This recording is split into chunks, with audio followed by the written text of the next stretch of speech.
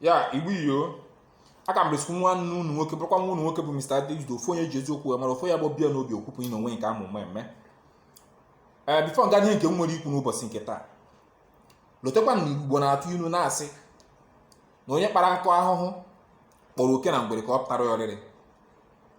Igbo kwukwara ilu na-asị ọnụ a anyị nwere ya ka eji emebi ife, ọnụ a ya ka ejikwa edozi ife, ọ bụrụ ya.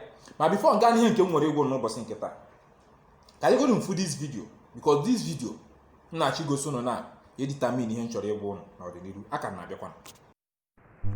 1 2 3 4 5 6 7 8 9 10 11 12 13 14 15 16 17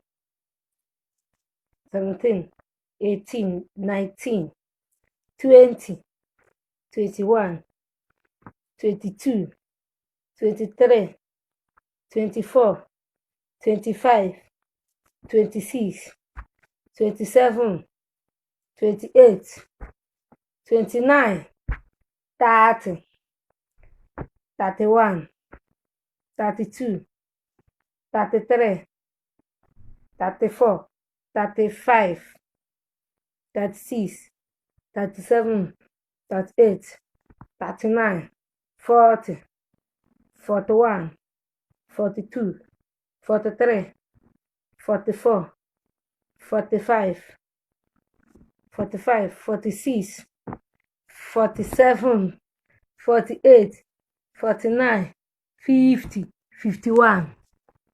I love my pant remover.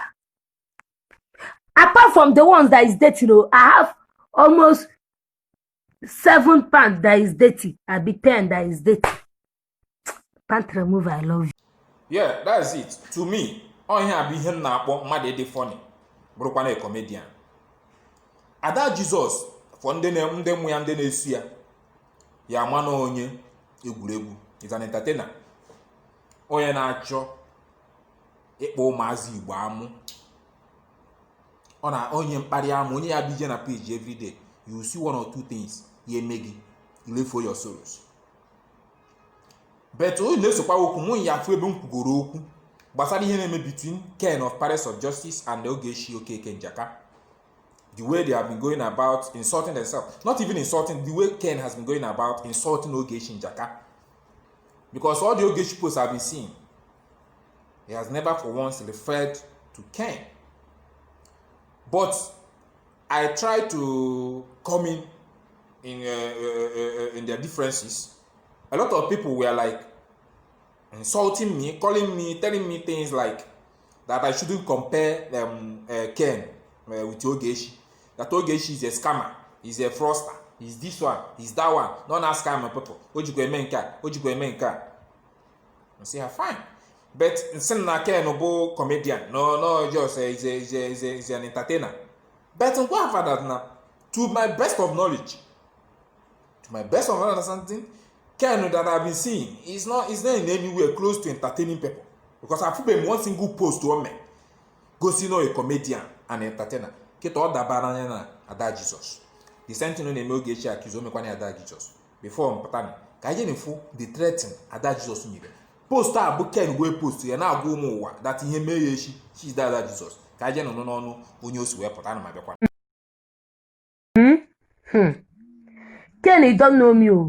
Ogechi urike feel. Ogechi urike na agba war. I'm not a war person. I'm a traditional human being. If I don't kill Ken, in fact, any day Ken die, na me kill him.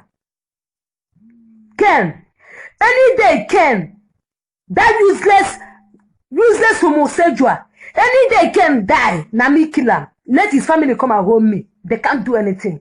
Your family cannot do more than a dead rat. Since you don't want to stay away from me, each and every Ogechi Gini about war. It is that I'm very stupid like Ogechi Njika. It is that that's not I'm jobless like Ogechi Njika Gini and Uziare and social media. And it is that I'm useless like Ogechi Njika. This video, I'm making it publicly, and I will never delete this video. If I delete this video, let me die the same minute I delete it. You think I'm very stupid and jobless like Ogechi Njika? You and Ogechi Njika na Nezuziari on social media. You think I'm stupid like Ogechi Njika Gine and Nezuziari? Ba? You people don't have shame. You and Ogechi is misbehaving. You think I'm stupid like her? I'm not stupid though. When I each I'll kill you. And when I say I'll kill you, I'll kill you. Ask about those that I've killed. When I say I'll kill you, I'll kill you.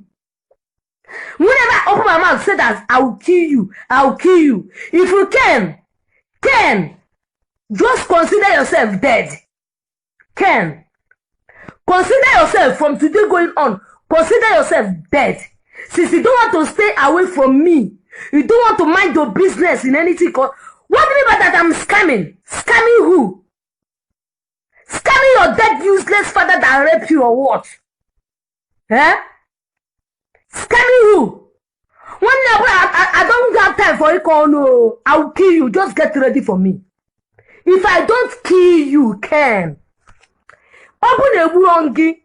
As long as I'm a traditionalist, once I know that that you will never affect that person. This juju ngejega grogi now, if I don't kill you, Ken wanna me kill him. If Ken will die, let his family come and hold me. So na forget. But one thing she wa gave Ken bo.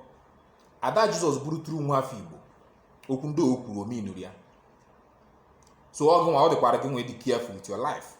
Because ono okuru now, man does imejogo. It is opportunity ahụ. Bịa rụọ gị mass. Na-echezi ka ibue Ada Jesus. So I believe this will be a lesson to you. There is a way to address issues.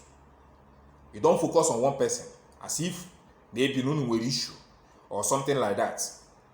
And Igbo, okwu ile all this why since the maloge every time na cast ogeshi doesn't stop nde enye ogeshi ego ijinyere people aka inyekwa ego. But ofoka nwere egwu no bụ Igbo. Igbo ekpatala ego inyere ụmụ ogbenye aka na agụ. You know where they are. You know where to get them. You know where to get them. So you people should not be falling to all this set of people helping her carry now. Business, onye ọbụla na-achọzi business, new strategy. Onye ọka to mepe helping hand. Ị na-enyere ụmụ onye riju afọ na-enyere mmadụ aka. Onye enwe ka ọrịa, ọ na-enyere mmadụ aka. So kind of reasonable sometimes. Ka already ka asị na ibu idiots or na ibu fools. Ichi nyere mmadụ aka, go straight directly to the person. All these people na mepe one account number, second or health foundation, helping hand. Why can't you ask for the account details of that particular person? Because I could remember one time in my church, one of our church members with eye problem, they needed to do surgery that would cost the family more than 300 and something thousand, and they don't have it. What our Reverend Father did was to call the person. He came out in front of the altar before everybody, and everybody used their eye to see.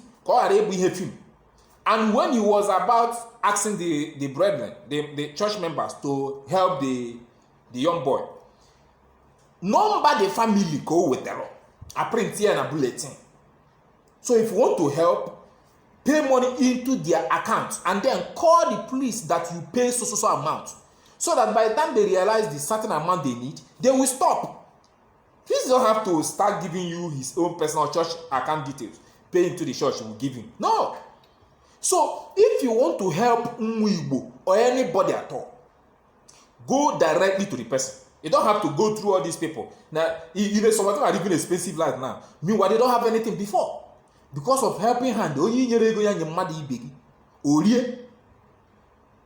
I can't understand where Ken is coming from. It happens. All in me. But you are at the same time endangering your life. Ken, I'm talking to you. But Ada Jesus bụrụkwa an entertainer, bụrụ onye mma bụ na true nwa afọ Igbo ka ọ bụ, cannot do such things. Don't okufe because okwu na-enyego ndị enemy opportunity acts onye act a na-egbu ya. He's a traditionalist like she said. So ọ bụrụ traditionalist eziokwu ogbugodi ga-egbu, you can frustrate your life. So you mara ebe isi meji ya, advice ka na-enye gị, mara ebe isi meji ya, mee gịnị, jee yọọ ya ka udo dị.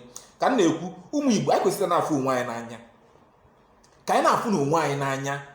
Social media is not a place whereby if you have issue with your partner or anybody, you put it on social media. Let's just use our social media to educate our people. Make them see what they have not been seeing.